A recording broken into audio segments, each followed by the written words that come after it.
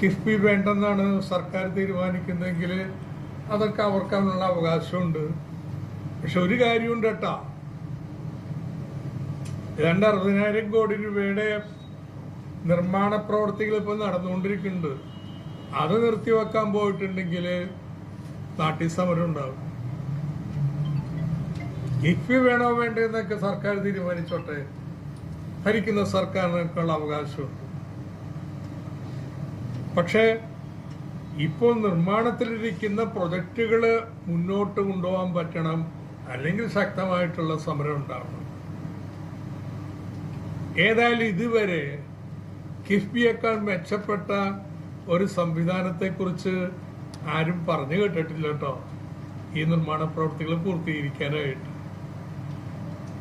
ഞങ്ങൾ അത് ചെയ്യുന്നല്ലാതെ എന്താ ചെയ്യാൻ പോണെന്നൊന്നും ഇതുവരെ പറഞ്ഞിട്ടില്ല.